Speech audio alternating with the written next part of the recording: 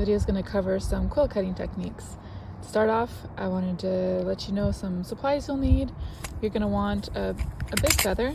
This is going to be one of the flight feathers of a large bird, traditionally goose or swan. It could be turkey. I've done it with seagull. I'm honestly not sure what this feather is. It was left in front of our house. I believe it's probably turkey vulture because they've been circling lately. You're going to need a sharp, narrow-bladed knife. You're going to need either a tiny crochet hook or a paper clip that's been open to just have one hook at the end. Eventually you're going to need some ink. This is oak gall ink made by Aila'ntha. And having a stone or some sandpaper for sanding rough edges is helpful too. Also cutting board. And of course your very helpful kitty cat. Hi.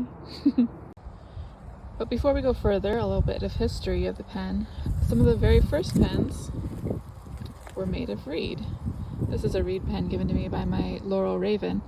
And these worked excellent on things like papyrus, the rougher surfaces.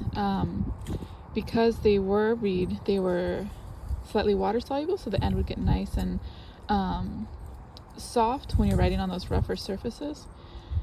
But later, when vellum and parchment came into play, the feather quill was preferred because it wasn't just water soluble, so it held its form for longer.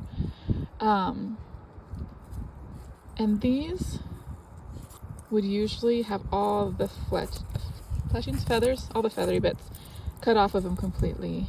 They're not as beautiful, and I just really like the look of the feathers, so I didn't cut them off on all of mine, but I did at least trim down along where it's going to be held here by the hand.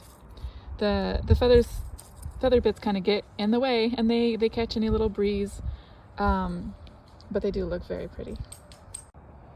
Quills work because of the hollow feather, and the slit that we're going to put in the end is going to draw up the ink and hold it there, but it will release on contact, and through the capillary action the ink will be released slowly.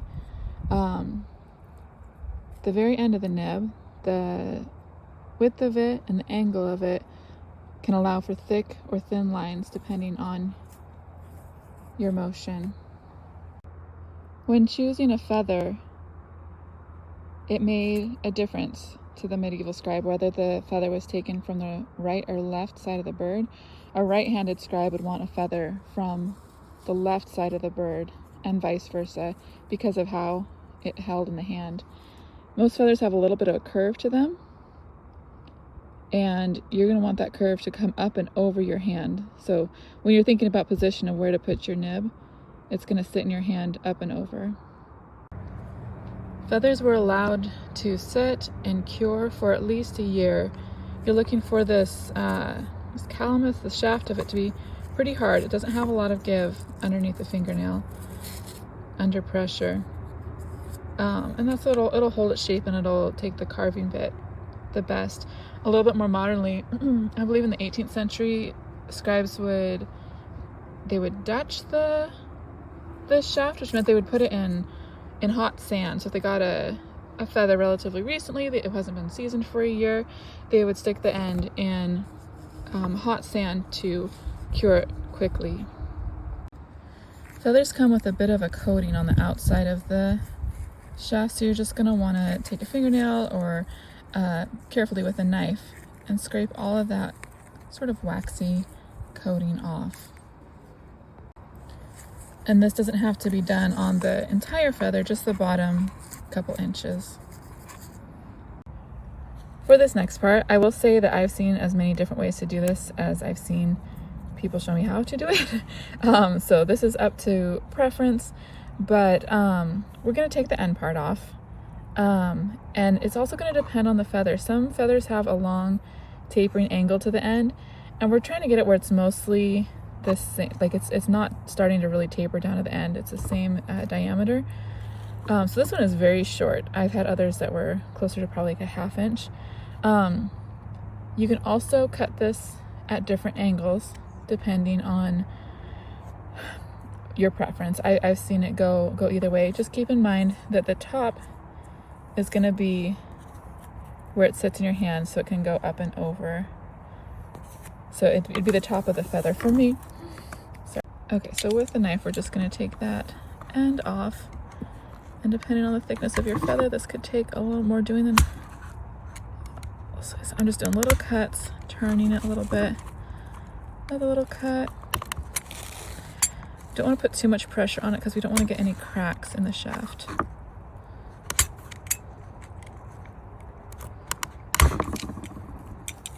Almost there.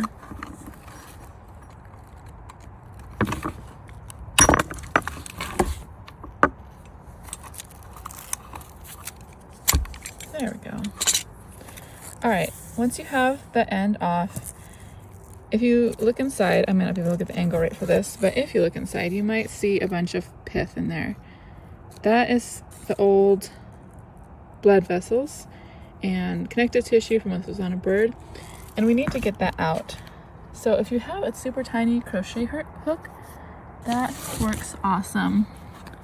I have a little paper clip that I've taken out. I've got a big hook on one side, a little hook on the other, and I'm gonna need to scrape the sides to disconnect it, and then we'll use the hook to pull those little bits out. The more you can get out, the better. If you can't get it out, try to push as far up as you can. You just really don't want those little pieces coming out into your ink when you're trying to write. So this may take some doing. I'm gonna have to change my angle, but this is what we're doing next, is getting all these little pieces of pith out. All right, just showing some of the pith that came out of this one. It came out a nice long piece, almost like snake skin. So we'll let that go. And then next, remembering where the top is, where your nib is going to be along the top of the feather, we're going to do our first scoop cut.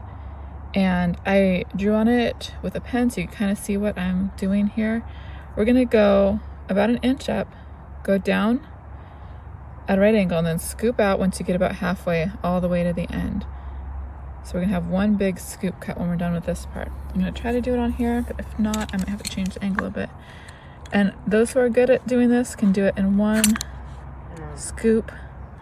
I'm not there yet, so I'm doing it in little tiny bits coming down and then shaving down the sides. Okay, shaving down the sides some more until we get to that line, straight down and then out.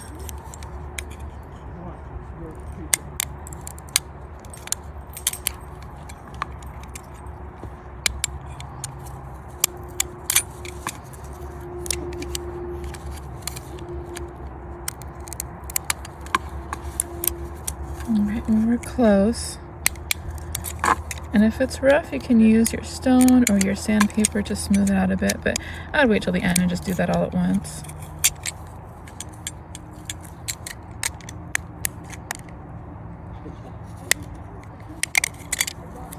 Sorry for the bad focus there. Alright, so we have our first big scoop out of the end. Next, we're going to cut our shoulders here.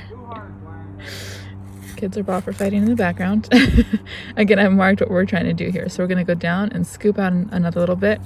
So the top of our feather, where our nib is going to be, is coming in pretty narrow. We're gonna straighten out the end when we're done with the big parts. But in general, that's what we're looking for. So we've got one big scoop, and now we're going to do another smaller scoop on the other side, keeping this wide enough to have a little bit of strength to it still, and you know, be wide enough for our writing nib.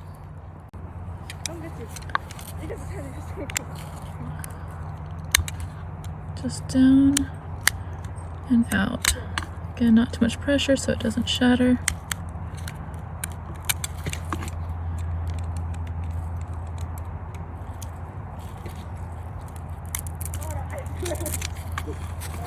Alright, and then the other side.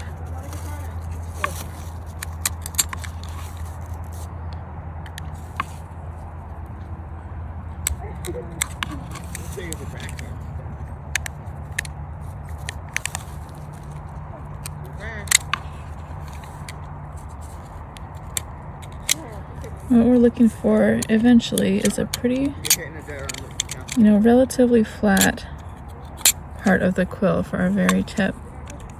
It's not gonna be perfect right now, and that's fine. Just work in that direction. Okay, so now we have 1 scoop, 2 scoop.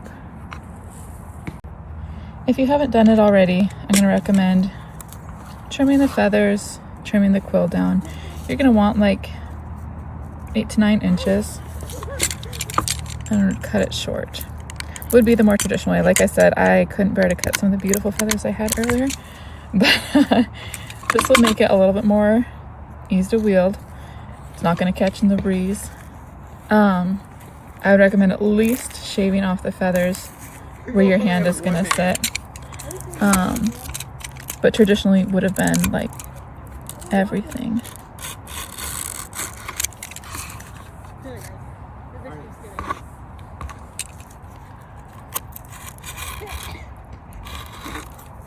These little bits at the end are always the hardest.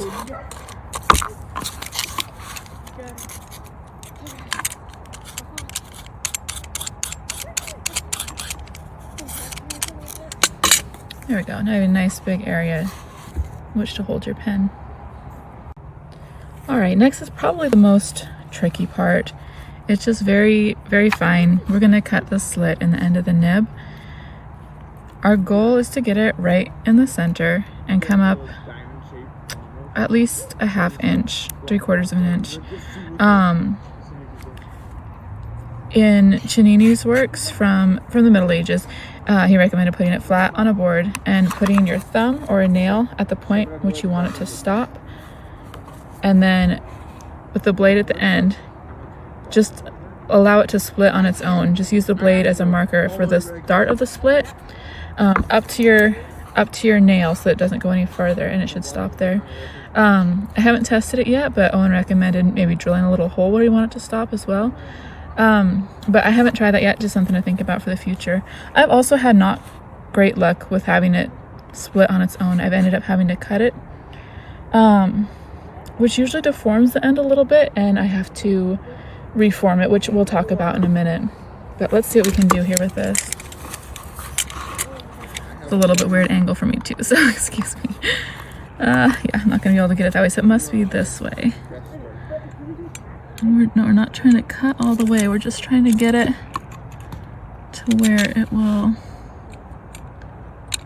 split on its own. About there. Okay. So if you can see, it's split, but not as far as I would like it to. I'm really trying not to cut my hand. Let's encourage it to go a little further. Let's go with that. Okay, so it did deform a little bit.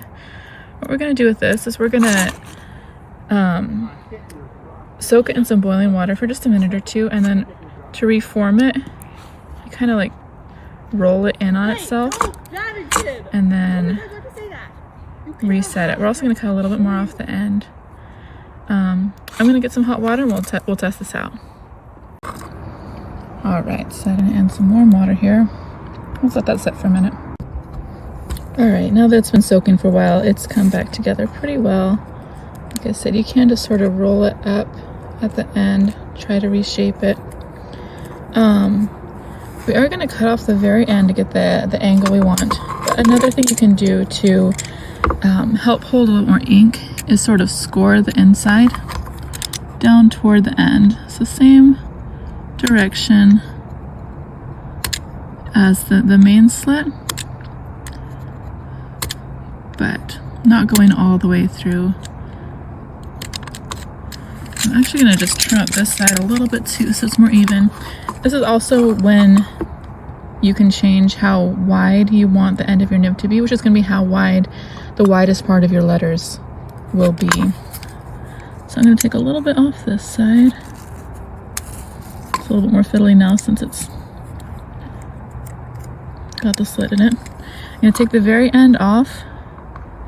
I've heard different recommendations for this angle as well too, but 30 or 40 degree angle coming up and out so you get the most narrow end. I'm going to have to do this out of frame, I think, because I can't get the angle here.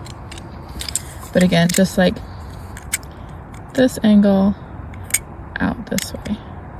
Okay, there we are. And you can angle that depending if you're right or left-handed. If that's something you're interested in, you can have it straight across. It's also something you can change as you go. If you need, you know, this is starting to get kind of ratty at the end, you can keep cutting off more of the nib. If it's getting into this wide part too much, you can cut this all back again even further. Yeah, let's see how it writes. I'm going to be using iron ochre ink made by Aila'ntha. It was a little bit thin earlier, so it's possible to add some more gum arabic to it to make it thicker. We're going to give it a go. So I dipped the pen in to above where the top of the slit is.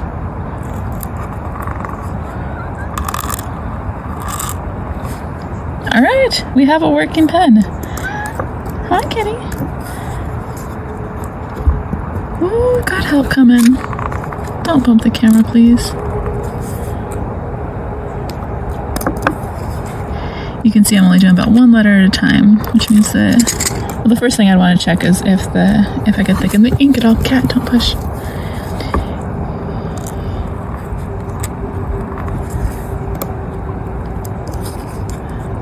But even having to dip it often, we do still have a working pen.